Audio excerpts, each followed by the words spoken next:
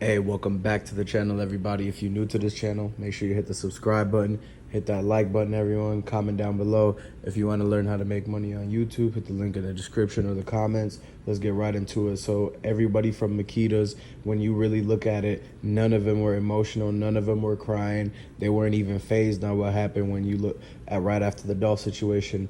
They all huddled on the side of the building and were talking like in a group as if they were trying to make up some type of story to tell whoever it was that was going to come and ask questions, man, and who to say was there, who to say was not there.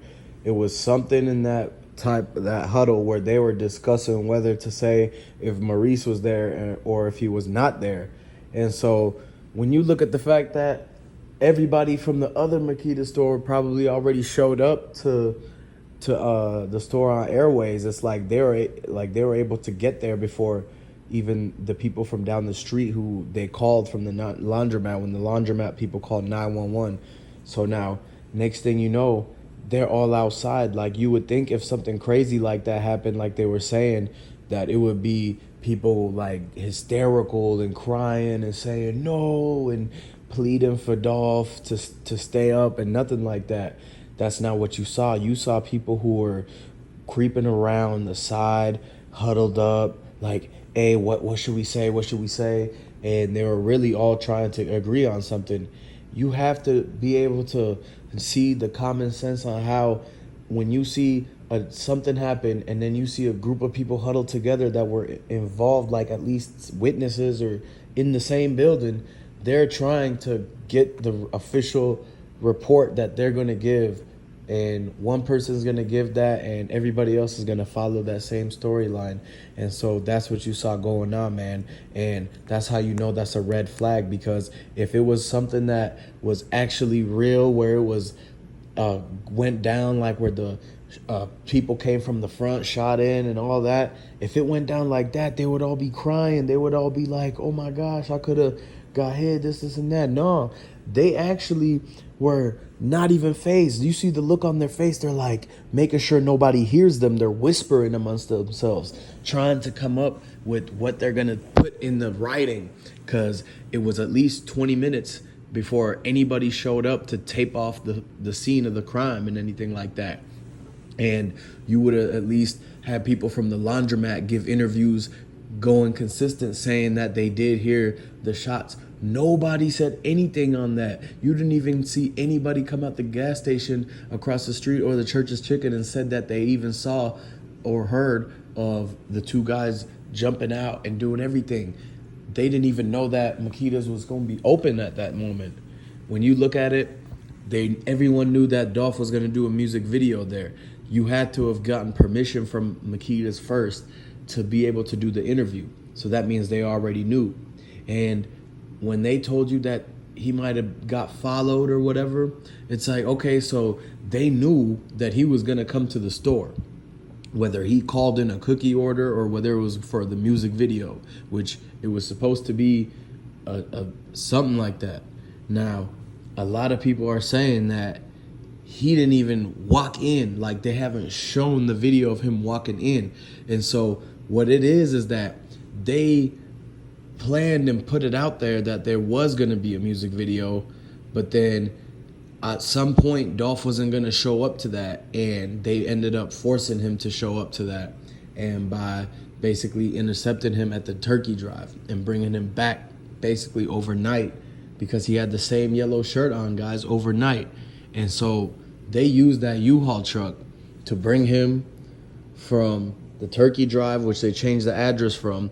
That's how they got him to go there, and then they told everybody else to go somewhere else. They singled him out, used the U-Haul truck, boom, brought that to Makedas overnight, and then next thing you know, he ends up in the front with the arm out. And what y'all gotta understand is that there's only one narrative being told, which was what Raven said. You never got that interview from the manager inside of the laundromat. The only thing they said was that they saw Maurice coming in earlier to change clothes. And so why would he be there earlier and then they were trying to say that he wasn't there when Dolph was inside there?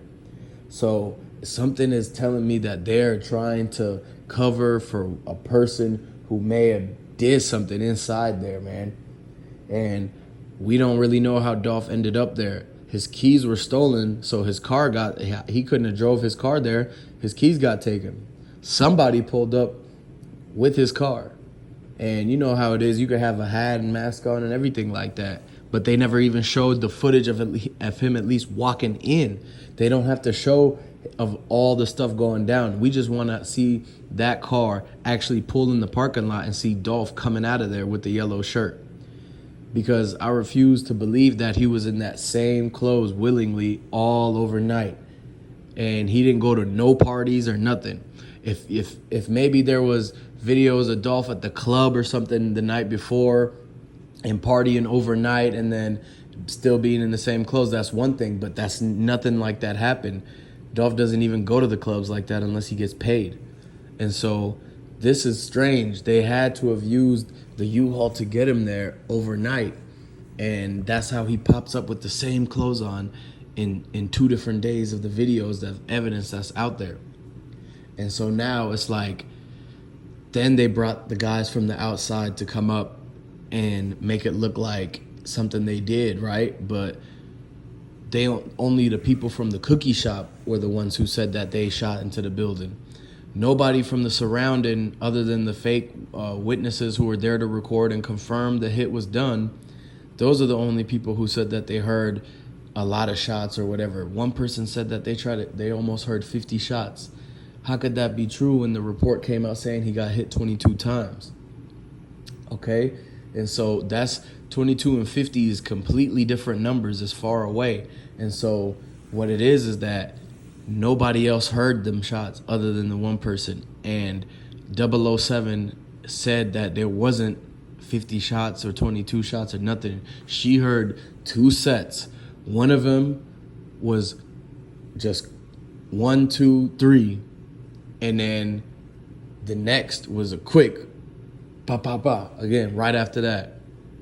And so it wasn't nowhere near 23. So how did they find 23 or 22 in there and 007 only heard anywhere between 5 to 7 shots? Now that's the thing that you got to pay attention to, because it means that he could have sustained more injuries or whatever. They could have hit him up earlier, even before that. And so it's like, dang, man, how long was he in there? Because they're not showing the video of him ever going there. They're not even showing the video of Makedas the day before. And don't forget, they said that they were there overnight or late night, putting so many orders in that they had to have delivered. And then, but when you go look at everything, it's only one delivery truck there. They didn't have delivery trucks pulling up before Dolph did. It almost seems like they opened up the store with Dolph already in there. And so this is all alleged, and basically everything is really for entertainment purposes, because you guys understand. And now, but these are the things that you have to pay attention to and look at the fact that it's more to it than the beginning of this story of what you heard back in November. And now when you look at everything and you look at the big picture, it makes sense that they could have took him from that community center in the U-Haul and brought him all the way to the cookie shop overnight, still in the same clothes, then had him in there and then somehow placed him by the front, opened the shop up while he's there, and then pulled off the 2 guys running up. And the window situation. The window situation is what you have to figure out. Did the guys from the outside do the rest of the shots? Because 007 didn't hear them doing 22. That's the biggest question right now.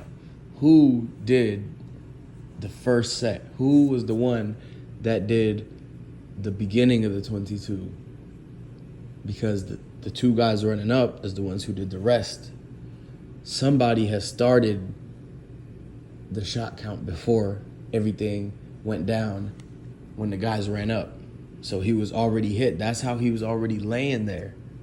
And Or it could have been simultaneous to where the person could have popped out that door and hit him at the same time the people did from the outside, but maybe the person on the inside shot first, and then that caused the glass to break outside and Dolph to fall forward with the arm up trying to catch himself. Then you can see the guys almost slow, like running fast, but then almost slowing down in one of the pictures, as if they saw the glass get hit and that they were almost trying to get out the way, and at the same time watching Dolph fall down.